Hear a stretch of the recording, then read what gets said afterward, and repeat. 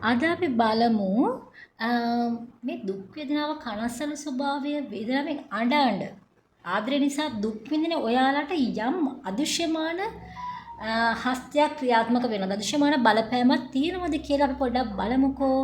හරි? ඉතින් ඔන්න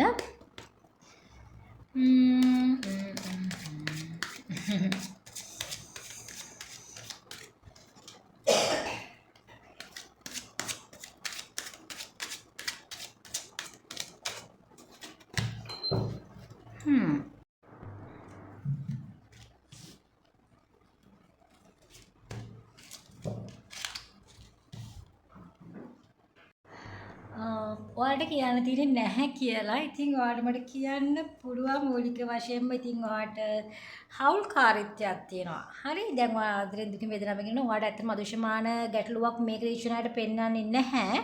හරි ඔයාලට තියෙන සමහර හිත නැති කරපු දෙයක් තියෙනවා මට මෙහෙම බැඳීම නැතුණා මට කවුරු කරා එහෙම කියලා මේක පෙන්වන අයට හිතනවා ඇති මේක දකින අයට මම මේ කියන්නේ මේ වීඩියෝ එක.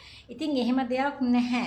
ඉතින් ඔයාලට මෙතන පෙන්වන හවුල්කාරීත්වයක්. ඒ කියන්නේ සුවදාවුල්කාරී. ඒ කියන්නේ ඔයාලට ඔව් ඔයාලට දැන් කරදර කාලවල ඉස්සරහ නම් ඔයාලට හොඳ සාමකාමීත්වයක් තියෙනවා ස්වයං පාලනයක් තියාගන්න ඔයාගෙන හරිද ඊට පස්සේ ඔයාගේ අලුත් දෙයකට අනුවර්තනය මේ හැකියාව ඔයාලට පෙන්වලා දෙනවා ඒ වගේම චිත්ත රූප මැවීම පරිකල්පනයේ ඇසුරින් ඔයාගේ මේ දුක් වේදනාවන් ඉවත් කරලා ඔයාට අවශ්‍ය දේවල් ලබා ගන්න පුළුවන් කියලා මම කියනවා ඒ වගේම මට කියන්න පුළුවන් ඔයා නිදහසට ගොඩක් ප්‍රිය කරන කෙනෙක් ක්‍රියාශීලී කෙනෙක් සමලින් හොඳට ජවයෙන් පිනු කම්මැලි නැති කෙනෙක් ඔයා ඉතින් මේ ඔයා විහිම්ම තමයි ඔයා මේ මානසික මට්ටම ගොඩනගාගෙන තියෙන්නේ.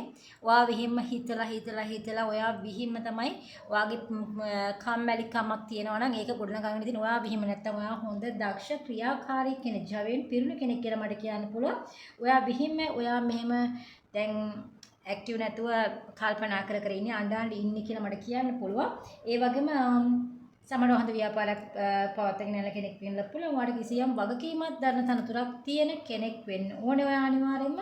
ඒ වගේම උණුසුම් ගති ස්වභාවයක් යුක්ත කෙනෙක් ඔයා. ඒ වගේම ප්‍රායෝගික සහ අනිතේ සංවිධානය කර ගැනීමේ හැකියාව ඇති ස්වභාව ධර්මයට ආදරය කරන කෙනෙක් ඔය.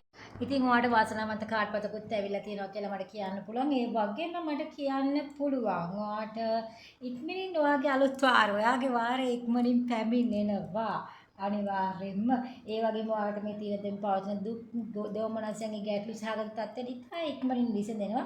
ඒ වගේම ඔයා ඉවසිලිවන්ත වෙන්න, ඔයා රණ්ඩු සරුවල් කරන්න, කෑ ගහන්න, වේදනාවෙන් අඬන්න, දොඩන්න ඒව කරන්න යන්න එපා. හරි ඔයා ඒ දේවල් මතක් අමතක කරලා ඔයා ඔයාගේ ආගමට අනුකූලව ඔයා ප්‍රේස් කරන්න, ඔයා දෙවියන් වදින්න, ඔයාගේ ආගමට අනුකූලව ඔයා යෝගී අභ්‍යාස කරන්න ඔයා ව්‍යායාම කටයුතු වල යෙදෙන්න හොඳ ඇක්ටිව් වෙන්න ඔයාට අනිවාර්යයෙන්ම ඒ වගේම ඉවසන්න මේ සියලු දේ ඒ වගේම රණ්ඩුවට යන්න එපා ඔයාගේ ඉවසීමට බොහෝ දේ ළඟා කර දෙවි අනිවාර්යෙන් ඔයා කරදර ඉක්මනට අවසානයකටපත් වෙනවා කියලා මට ස්ථිර වශයෙන්ම කියන්න පුළුවන් මානසික මට්ටම හදාගන්න ඔයා විහිම්ම බොරු මානසික මට්ටමක ඔයා මේ දුකක වැටලා ඉන්නේ මේකෙන් ගොඩ එන්න ඔයාටමයි පුළුවන් අනිවාර්යෙන් ඔයාට පුළුවන් ඒ නිසා අනවශ්‍ය දේවල් අතහැරලා දාලා ඔයා අලුත් තැනකට අලුත් දෙයකට මුල පුරන්න කියලා මට කියන්න පුළුවන්. ඉතින් ඔයාලට අදෘශ්‍යමාන බලවේගයක් නැහැ. ඔයාලට කවුරුත් කරපු දෙයක් නැහැ. මේක රීචුනාට මම කියන්නේ අදෘශ්‍යමාන බලවේගය ගැන කිසිම කරපු දෙයක් නැහැ. ඔයා විහිම්ම තමයි මේ දුක කියන දේ ඔයා හදාගත්තේ.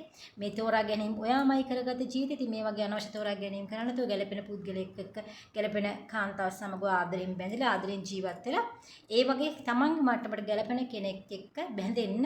එතකොට මේ සියලු අනවශ්‍ය දේවල් වේදනාවල් ඉවත් වෙයි කියලා මට කියන්න පුළුවන්. ඉතින් අනිවාර්යෙන්ම ෆලෝ එකක් දෙන්නත් අමතක කරන්න එපා. අනිවාර්යෙන්ම මට කමෙන්ට් එකක් දාලා ලයික් එකක් දාන්න. thank you